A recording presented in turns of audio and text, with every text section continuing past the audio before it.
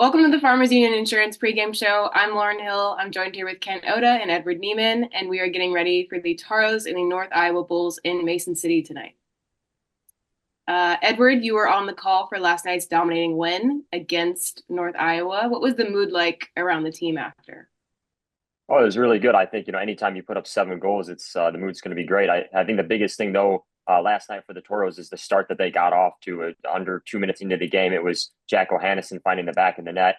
And, coaches talked about it all season long. The start is so important for this team in terms of the trajectory of how these games go. And when the Toros do get off to good starts, things typically end up going well. And, I think another thing too is we didn't know too much about this North Iowa team. Obviously last year, a rough year for them, but already off to a better start this year. They were coming off a win over Aberdeen, Aberdeen's first loss. We didn't know what to expect out of this North Iowa team, but really top to bottom, the Toros roster showed that they picked up right where they left off last year and continue to find success against this team. Yeah, Edward, you mentioned O'Hannison right off the bat, and he was your player to watch yesterday with good reason. I mean, you look at what he's done against the Bulls the last 2 seasons. No points against them in his first 6 career games, his rookie year against them. But since then, he had, going into last night, 7 goals and 6 assists last season in just 8 games. And then last night, he ends up tacking on a goal and an assist. So he now has 16 points in his last 9 games against North Iowa. It's an awesome stat. I love that. Hopefully he can continue that tonight, add on another goal. Moving on, we're going to the Farmers Union Insurance recap of last game, so last night. So let's take a look back at our 7-1 win. Yeah, so take a look at all these goals, and obviously 7 of them, a great majority of them coming just across the board, top to bottom, a really balanced performance for the Toros. We mentioned a minute 54 into the game, it was Jack O'Hannison with his second goal on the year. Talk about him getting off to at least a start in terms of scoring goals. Well, he showed it last night with his second of the year. Then it was Ian Spencer right before the first intermission, finding his second of the year. Helpers on that one from John Small and Murray Marvin Cordes. And then the second period, it was quick scoring once again, and Ben Acoin, his first goal on the year, as he got the Toros to a 3-0 lead.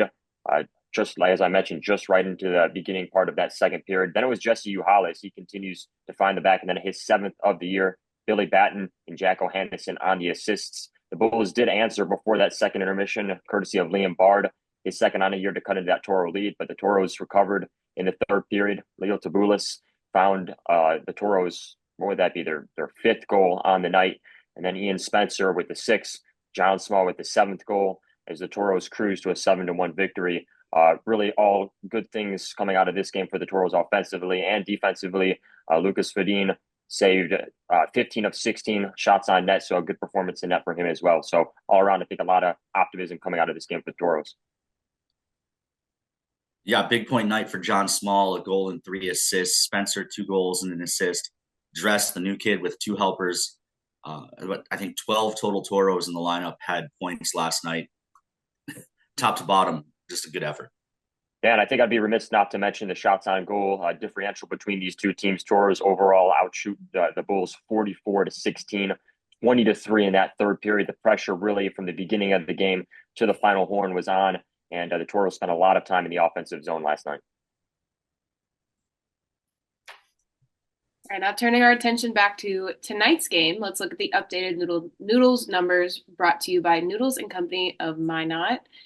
So our Toros are currently 5-3-0, and North Iowa now stands at 4-5-0. With that head-to-head, we beat them, like Ken talked about, every time we played them last season, and now we have that first win against them this season. I also love that our goals per game increased by a total of 0.5 after last night's game. So we were sitting at a 3.0 before yesterday, but now we're at 3.5. And North Iowa has lowered their average from 2.75 to 2.55. Yeah, overall, I mean, we talk about it. There's going to be wild swings. I mentioned it a lot. Small sample size. We're still less than 10 games into the season. So a big night or one way or the other is going to have a wild swing on the numbers. But, 3.5 goals per game, 4 for the Toros, 1.75 against. That's starting to look a lot like last year's team.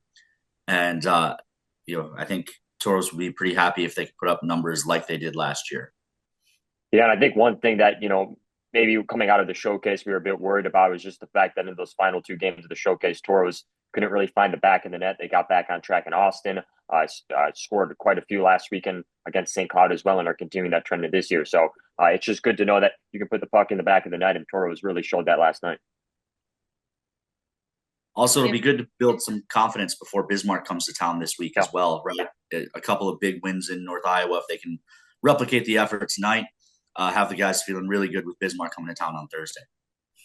I was literally going to say that, Ken. If we can pull off tonight as well and come back into the Mesa on Thursday, I believe, just that overall momentum and everything, especially with beating North Iowa in the past we have with North Iowa, I think we're set for next week if we could pull off this road sweep.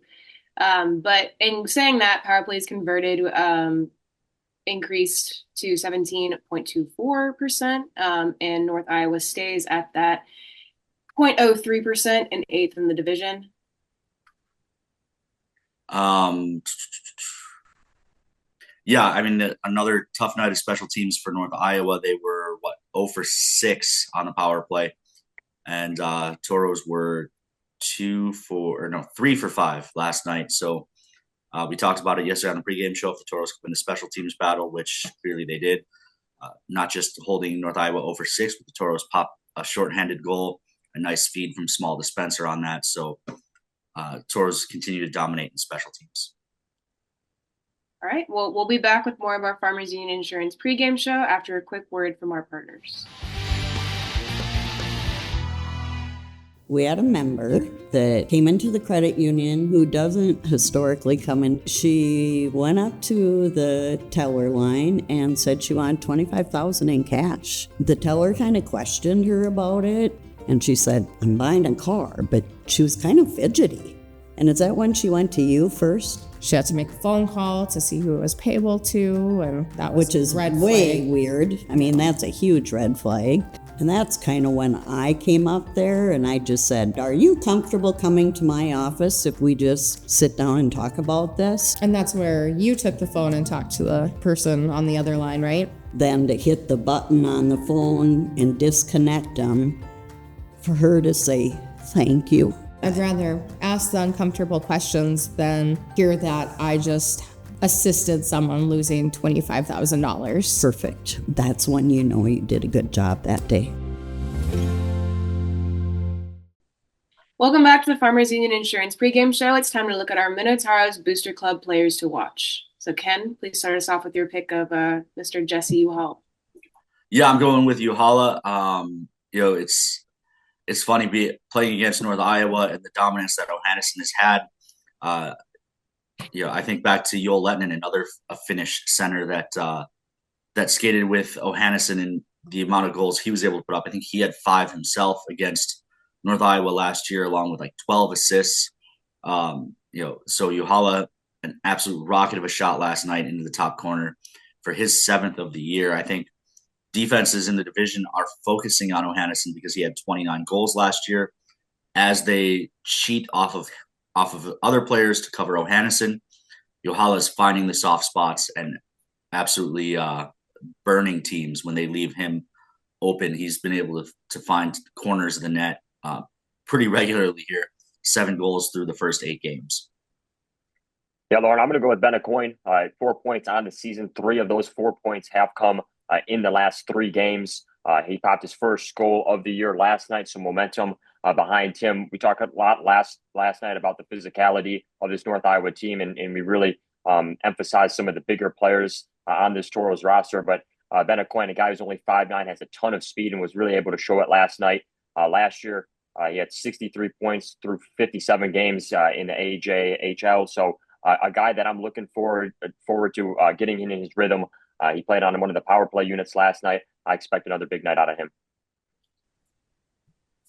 I would also love to say that if y'all watched our pregame show yesterday, all of our picks did very, very well. So hopefully that happens again tonight with both of Ken and Edward's picks.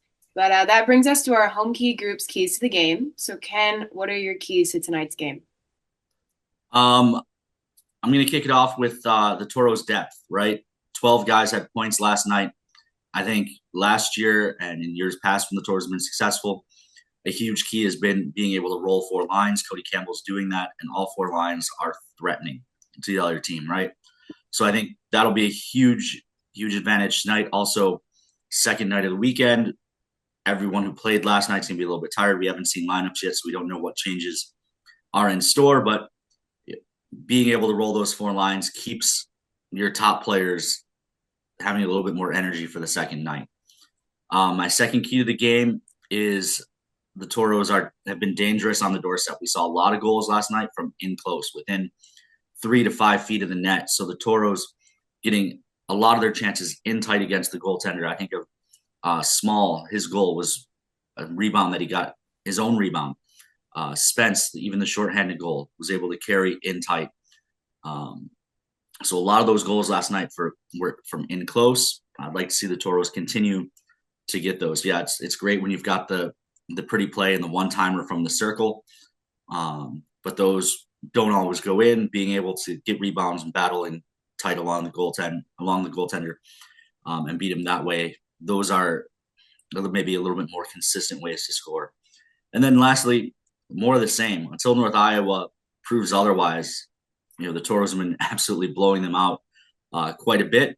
Until North Iowa proves that they're a better team, just continue to do what they've done against North Iowa. Yeah, Ken, I think definitely the depth was a big part of last night. We talk about longest road trip. Also, the fact that the Toros are going to be on a quick turnaround next week, Thursday night at home against Bismarck, who currently is undefeated. If you can continue to show the depth of this team and score in a multitude of different ways, I think it's going to make things, number one, keep your legs fresh out on the ice from weekend to weekend basis, but also you make yourself a tough team to prep for. So I think the Toros hopefully will continue that trend tonight. All right, and we'll be back with more of the Farmers Union Insurance pregame show after this commercial break. The Four Bears Casino Sportsbook has a new look. Enjoy Vegas-style betting in comfort. Play and qualify to win trips to Vikings or Raiders NFL games. Order a drink at the dedicated bar. Then kick back in a lounger and watch the full wall display. Feel the action all the way to the final moment and claim your winnings. Book it for private draft parties or game day too. Visit the remodeled Sportsbook at Four Bears Casino and Lodge, 4 miles west of Newtown. Minotaurs fans, it's time to take out your phones and pull up the Taros mobile app for your chance to win prizes throughout tonight's game. We're starting with our Four Bears Sportsbook over-unders. Our first one is total Taros power play opportunities. Are we going over, under 3.5? Toros had 5 last night. I don't see North Iowa being more disciplined tonight after the way last night's game went. So to me, that's an easy over. Yeah, I'm going to take the over as well. You mentioned it, Ken, especially at the end of the game last night, getting a little chippy. Wouldn't be surprised. We start off pretty hot, and we'll hit the over fairly quickly. Yeah, I'm going with over. Just by the way that the game went last night and just how forward we were in scoring and just every bit of offense and defense. Yeah, I think the Toros are just going to take what they can get tonight, and that's going to be over. Our next one is total Taros shots on goal. Are we going over or under 35.5?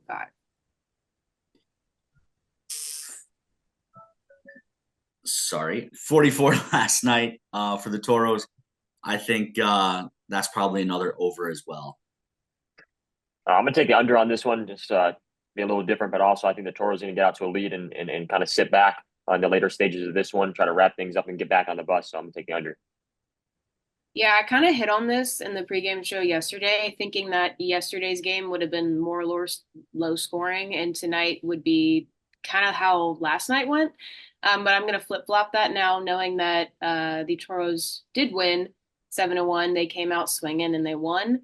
And tonight I think is going to be major just defense. So I'm going to go for the under, but I do think I'm going to predict like 31. I'm just going to throw that number out there. Why not?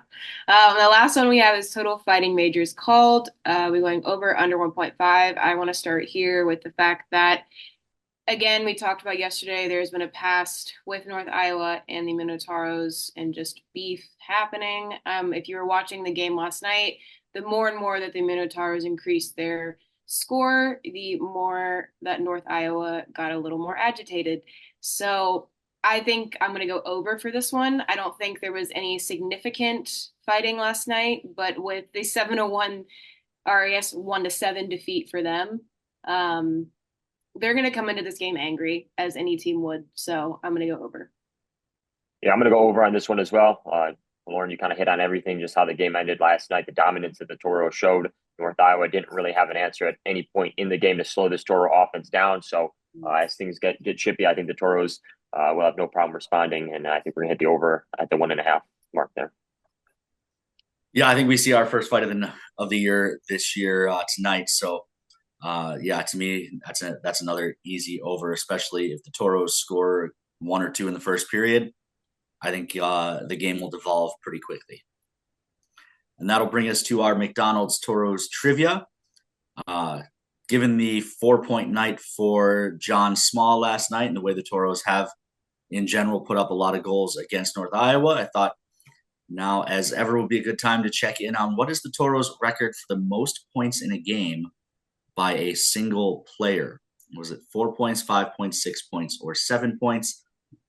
You guys have any guesses?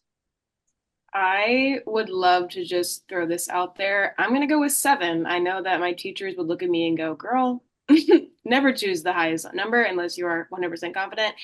I'm going with this because our first score yesterday is number 7. That's my guess. That's what I'm going with.